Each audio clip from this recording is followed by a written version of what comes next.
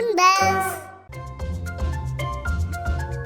આપણે બંને જલ્દી જ મા બાપ બનવાના છે. મને તો વિચારીને જ ખૂબ ખુશી થાય છે અને મને પણ તે વિચારીને ખૂબ આનંદ થઈ રહ્યો છે કે જ્યારે હું આ 3 ઈંડાને ખાઈશ ત્યારે કેટલી મજા આવશે. એક જંગલમાં વડના ઝાડની નીચે મિન્કી સારસ અને ટોની સારસનું એક જોડકું રહેતું હતું. બંને એકબીજાને ખૂબ પ્રેમ કરતા હતા. એક દિવસ મિન્કી સારસે 3 ઈંડા આપ્યા. ભગવાનનો ખૂબ આભાર કે તે પહેલી વાર ઈંડા આપ્યા છે મિન્કી. આપણે બંને જલ્દી જ મા બાપ બનવાના છે. મને તો વિચારીને જ ખૂબ ખુશી થાય છે. થોડે દૂર શિયાળ પોતાની ગુફામાંથી તેમને જોતું હતું. અને મને પણ તે વિચારીને ખૂબ આનંદ થઈ રહ્યો છે કે જ્યારે હું આ 3 ઈંડાને ખાઈશ ત્યારે કેટલી મજા આવશે. ત્યાં જ તેમની પાસે મોન્ટુ બતક આવી ગયું. અરે વાહ મિન્કી, તે તો 3 ઈંડા આપ્યા છે. એનો મતલબ હું મામા બનવાનો છું. હા મોન્ટુભાઈ, તમે જલ્દી જ મામા બનવાના છો. બીજું કેમ છે મોન્ટુ બતક? હું એકદમ મજામાં છું. તળાવના બીજા કિનારે ઘણી બધી ગોલ્ડન ફિશ આવી છે. વિચાર્યું કે તમને કહી દઉં. શું કીધું? Golden fish? એ તો અમારા બંનેની ફેવરેટ છે. ચલો અત્યારે જ જઈએ. તે બંને પોતાના ઈંડાને એમ જ છોડીને બતક સાથે નીકળી ગયા. ત્યાં જ શિયાળ લાડ પાડતું પાડતું ત્યાં માળા પાસે આવ્યું. અમે મા બાપ બનીશું તો અમને બહુ જ ખુશી થશે અને હું મામા બનીશ તો મને બહુ જ ખુશી થશે. મોટા આવ્યા મા બાપ અને મામા બનવા વાળા. હું તો હમણાં જ તેની ચટ કરીને તેમના સપનાનો પલંગ તોડવાની છું. આમ કહીને તેણે એક એક કરીને 2 ઈંડા ખાઈ લીધા. વાહ, કેટલા સરસ ઈંડા છે. મોઢામાં પીગળતા હોય તેવી રીતે ઉતરે છે. અને પછી તેણે ત્રીજું ઈંડું પણ ખાઈ લીધું. વાહ, મજા આવી ગઈ. આજ સુધી ઘણા બધા ઈંડા ખાધા છે પણ મિન્કી સારસના ઈંડામાં કંઈક અલગ જ વાત છે. થોડી વાર પછી મિન્કી અને ટોની સારસ ત્યાં આવ્યા તો માળામાં ઈંડા ન જોયા. અરે, આ શું? મારા ઈંડા કોણે લઈ લીધા? લાગે છે કોઈ દુષ્ટ જાનવરે એમણે ખાઈ લીધું. આ જોઈ મિન્કી ઉદાસ થઈ અને ટોનીનો પણ ચહેરો ઉતરી ગયો. પણ દૂર ઊભેલું શિયાળ ખૂબ ખુશ દેખાઈ રહ્યું હતું. આખી રાત તે બંનેને ઊંઘ ન આવી અને સવાર પડી ગઈ. ચાલ મિન્કી, હવે ખાવાનું શોધવા જઈએ અને પછી તું ઈંડા આપજે. હવે ઉદાસ ક્યાં સુધી રહીશ? અને જો ફરીથી ઈંડા આપ્યા પછી કોઈ તેને ખાઈ ગયું તો હું પોતાને કેવી રીતે સંભાળીશ? આ સાંભળી ટોનીએ કંઈક વિચાર્યું. તે સામે પથ્થરોના ઢગલામાંથી એક સફેદ પથ્થર લઈ આવ્યો અને તેને માળામાં મૂકી દીધું. આ તમે શું કરી રહ્યા છો? બસ જોતી રહે મિન્કી.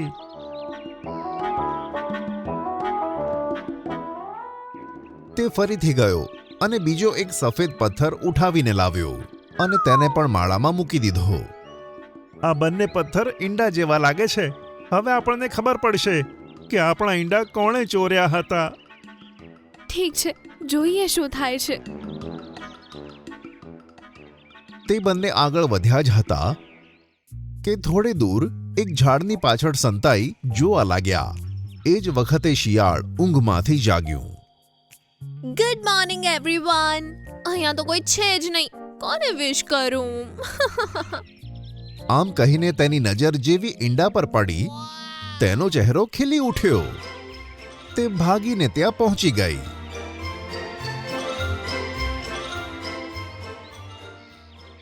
અરે વાહ, સવાર સવારમાં આ લોકો તો મારા માટે ઈંડા મૂકીને જતા રહ્યા. કેટલી ચિંતા કરે છે મારી. આમ કહીને તેણે ઝડપથી તેને મોઢામાં લીધું. તેનું જબડું દુખાવા લાગ્યું અને પથ્થરને મોઢામાંથી બહાર કાઢ્યો. અરે બાપરે, આ તો પથ્થર છે. આ સારસ ખૂબ ચાલાક નીકળ્યા. વાંધો નહીં, બીજી વાર હું સતર્ક રહીશ. અત્યારે તો હું જાઉં છું. આમ કહીને તે પોતાની ગુફામાં પાછી જતી રહી. બાપરે, આ તો એક શિયાળ છે. આપણે તેનો શું સામનો કરીશું? હવે તો આપણે મા બાપ બનવાના સપના મૂકી દેવા જોઈએ.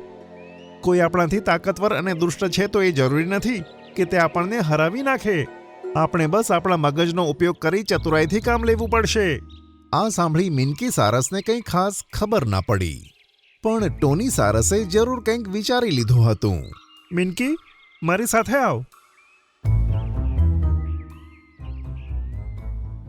ટોની સારસ મિન્કી સારસ સાથે એક ગુફા પાસે પહોંચ્યો. ગુફાની બહાર એક સિંહ બેઠો હતો. શેરખાન, શેરખાન, તમારા જીવને ખતરો છે. જલ્દીથી અહીંયાથી જતા રહો.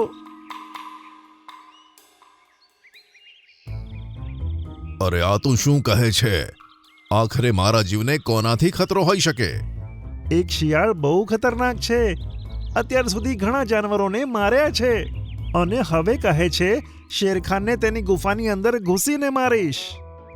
એક શિયાળ? આમ કહી શેરખાન થોડી વાર ચૂપ રહ્યો, પછી ખડખડાટ હસી પડ્યો. સારું, લઈ આવો એને. હું મારી ગુફામાં જ એની રાહ જોઈશ. જોઈએ છે કોણ કોને મારે છે. સારું શેરખાન, અમે કાલે એને લઈ આવીશું. આમ કહી તે બંને ત્યાંથી નીકળી ગયા.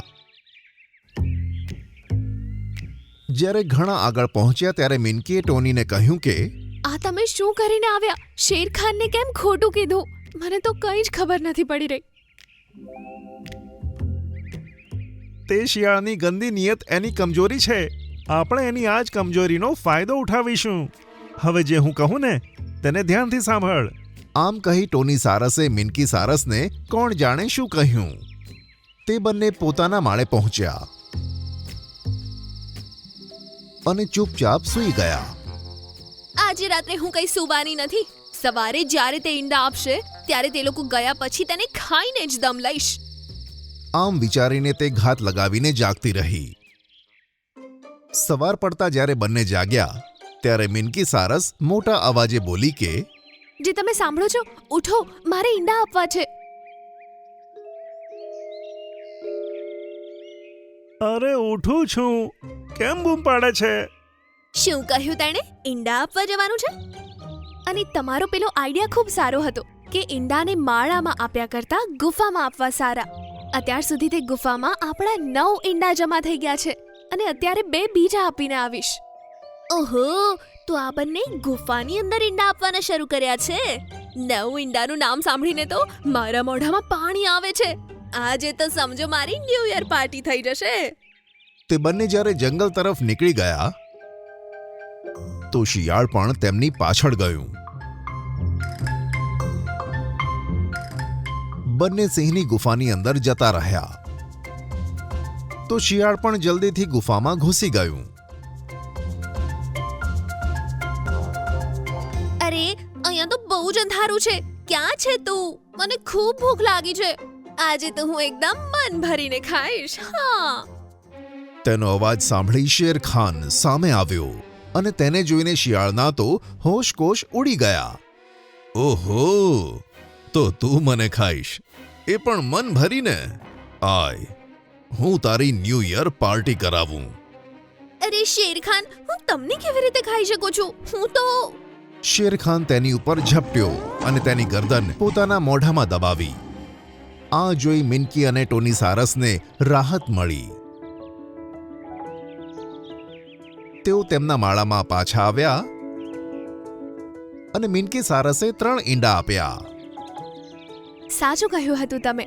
મગજનો સાચો ઉપયોગ કરીને ચતુરાઈથી કામ લેવું જોઈએ, જેનાથી મોટામાં મોટી શક્તિને હરાવી શકાય છે.